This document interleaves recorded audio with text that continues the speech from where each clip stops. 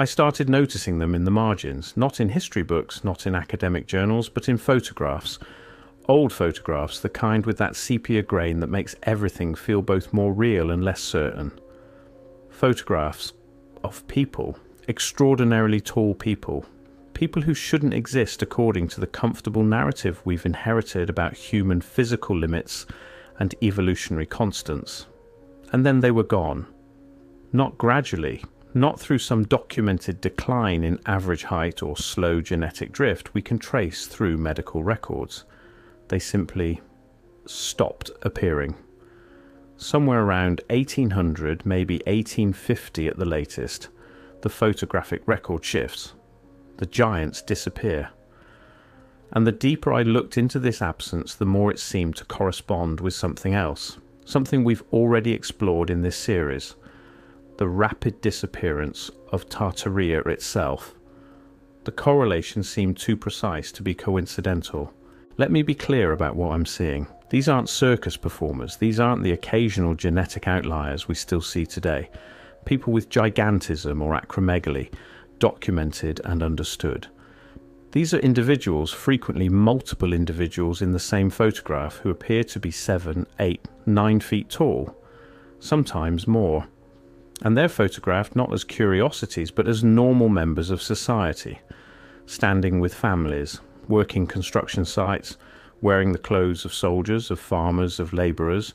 They appear integrated into daily life in ways that suggest complete normalcy for their era. The pattern repeats with unsettling precision. A photograph from Siberia, circa 1870. 3 men standing beside a standard doorframe. The doorframe itself is 12 feet high. I measured it against the known dimensions of the building that still stands. 2 of the men are of normal height. The third has to duck slightly. He's wearing work clothes. He looks bored. This isn't a staged photograph celebrating an anomaly. It's a work crew. Another image, this one from the American frontier, dated 1883. A group of railroad workers, 7 men. 3 of them tower over the others by what appears to be 3 feet or more. Again, work clothes, tired faces, the casual posture of people who are simply working, not performing, not displayed. The ordinariness of these images makes their content all the more extraordinary and disturbing to contemplate. And here's the strangest part. These photographs exist in relative abundance up until a certain point. Then they stop, not slowly, not with declining frequency. They stop, as if a switch was flipped, as if the giants themselves were suddenly no longer there to photograph. This raises a simple but critical question. Where did they go? And that's where the mudflood becomes impossible to ignore. We've documented the evidence in previous episodes. Cities buried under meters of sediment, first floors converted to basements, streets raised, entire ground-level architectures submerged and forgotten. The global pattern of what appears to be a catastrophic burial event occurring sometime in the mid to late 1800s. The timing aligns almost perfectly with the disappearance of the giants from the photographic record. Not close, not approximately, almost perfectly. I found myself asking, what if the mudflood wasn't just a geological event? What if it was a reset, a deliberate erasure of not just buildings and infrastructure, but of the people who understood them, the beings who could operate them, maintain them, explain them? What if the physical burial of the old world coincided with the physical removal of its guardians? Look at what survives. We have the shells of Tartarian buildings, repurposed, renamed, their original functions obscured or forgotten. We have the basement windows and buried ground floors. We have the 2 large doorways that now accommodate normal-sized humans, though they seem perpetually oversized, perpetually excessive for their supposed purpose. What we don't have are the operators, the maintainers, the guardians. The giants are gone. And with them went the operational knowledge of the civilization they protected. In the previous investigation, we explored the possibility that these giants served as guardians of Tartarian knowledge and infrastructure. The enormous doorways, the oversized architectural features, the basement windows that now sit at ground level, All of this suggested beings who were quite literally larger than life. Beings who might have maintained, protected, or even operated the advanced systems we've been documenting throughout this series. The physical evidence points repeatedly toward operators of exceptional size and presumably exceptional capability. But guardians of what exactly, and why would they need to disappear? Consider the architecture again, not just its scale, but its purpose. These buildings weren't simply large. They were sophisticated in ways that seemed to exceed the supposed technological capacity of their era. Free energy systems, if the atmospheric electricity theories hold any water, harmonic resonance chambers, advanced water and air circulation, structures built with a precision that modern engineers struggle to explain, let alone replicate with the tools allegedly available in the 1800s. The technological sophistication seems deliberately designed for operators who could work at an enhanced physical scale. What if these giants weren't just guardians of buildings, but of knowledge, of operational knowledge, the kind of understanding that can't be written down or easily transferred, the kind that requires physical presence, demonstration, embodied expertise? The official explanation collapses here, because if these beings existed, and the photographic evidence suggests they did, then their sudden disappearance presents a crisis for conventional historical narratives. You can't simply lose an entire category of humanity without explanation, without records, without documentation of disease or conflict or any of the mechanisms by which populations decline.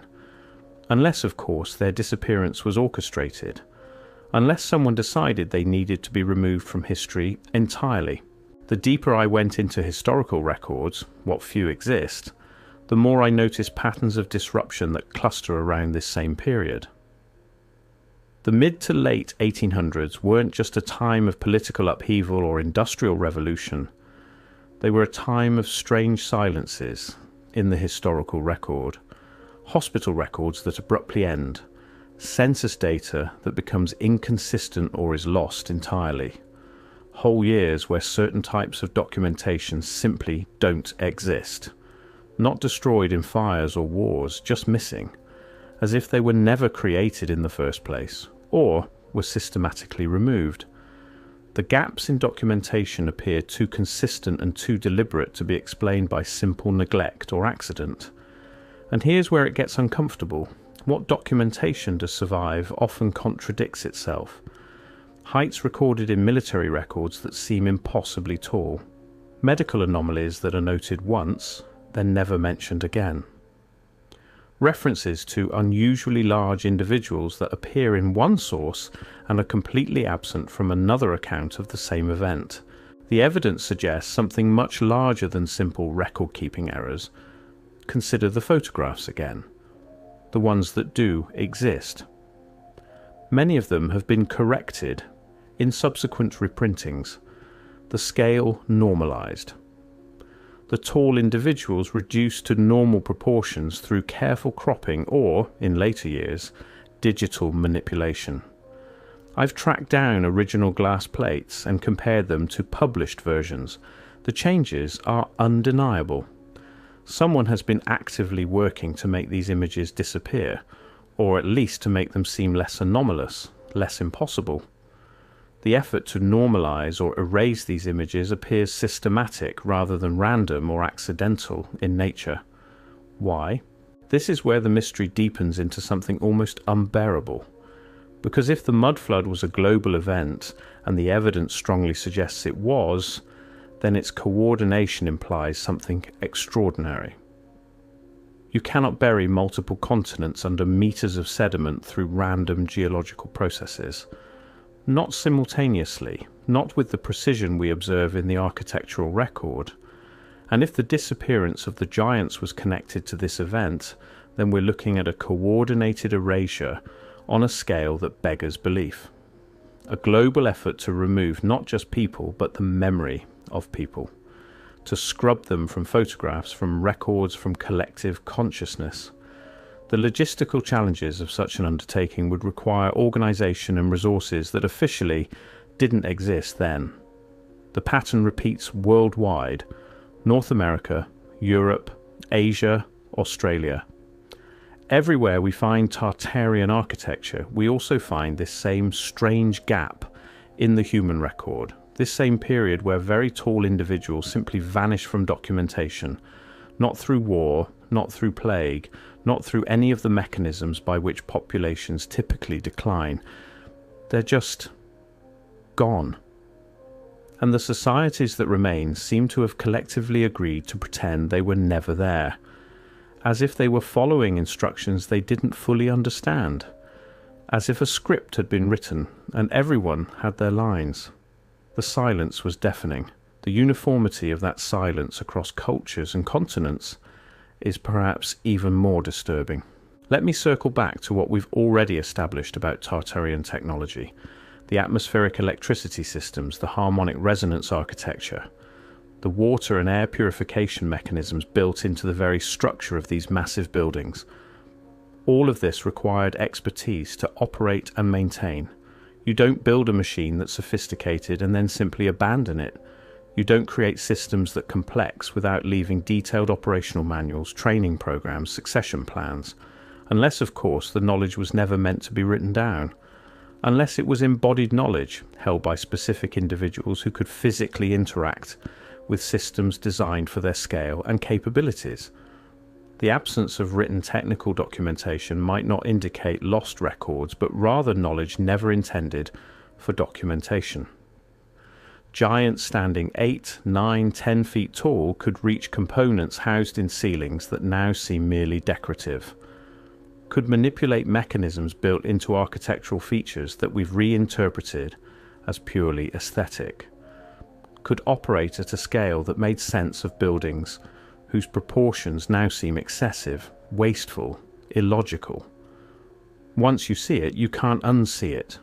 The buildings weren't oversized for human use. They were perfectly sized for their intended operators. And when those operators disappeared, the buildings became museums of a technology we can no longer access. Beautiful shells housing systems we no longer understand, maintained by custodians we no longer remember. Their disappearance transformed functional technology into inexplicable architecture, purpose into mere aesthetics, and historical curiosity. What haunts me most isn't the presence of the giants in old photographs. It's their absence in current narratives.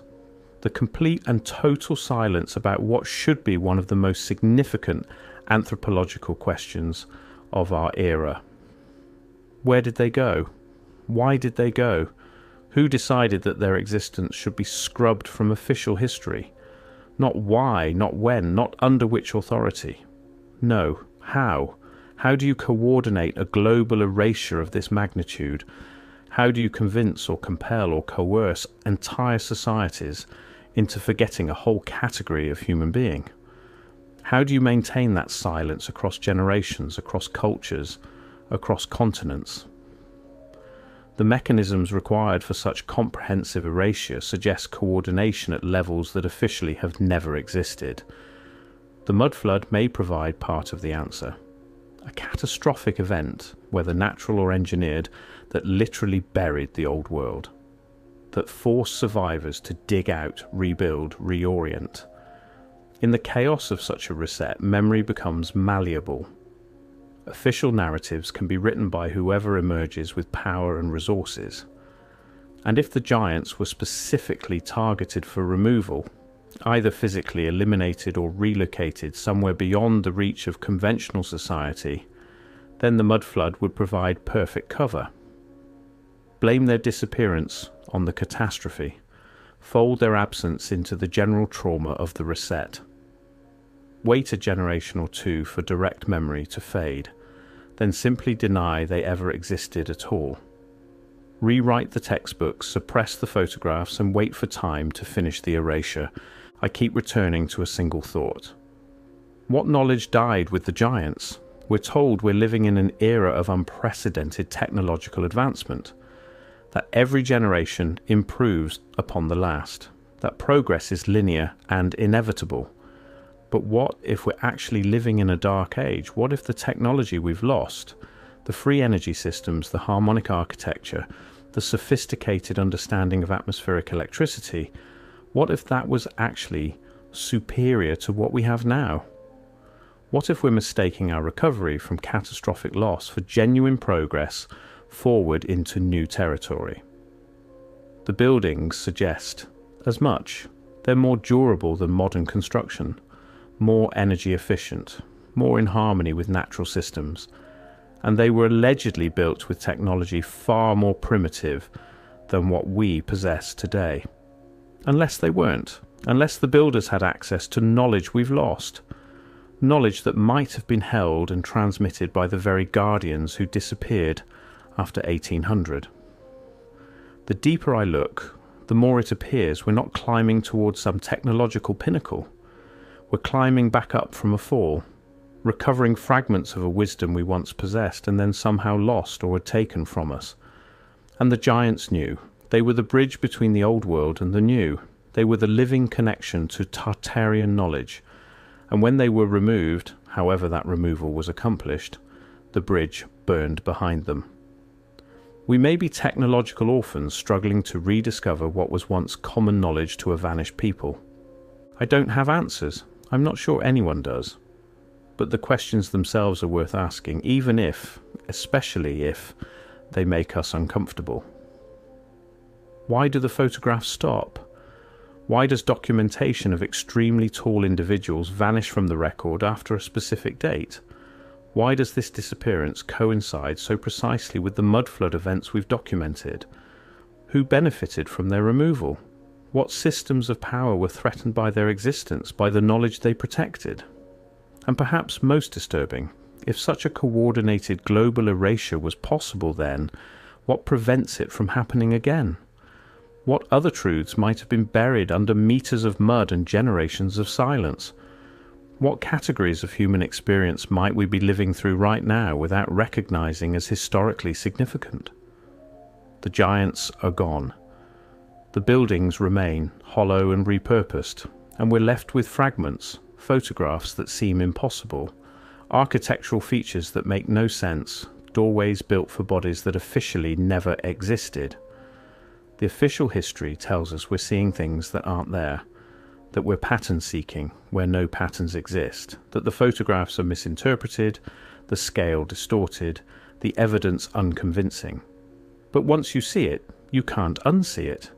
And the absence, the vast echoing absence where the giants should be, that absence itself is evidence. A negative space in history. A hole shaped exactly like the truth we're not allowed to remember. The void they left behind speaks louder than any documentation that survived their removal from our collective memory. What do you think? Have you noticed these patterns? Share your thoughts in the comments, but be aware the algorithm doesn't want this discussed. The guardians are gone. The world they protected has been buried and forgotten. And we're left asking the simplest, most essential question. What else don't we remember? What else have we been taught to forget?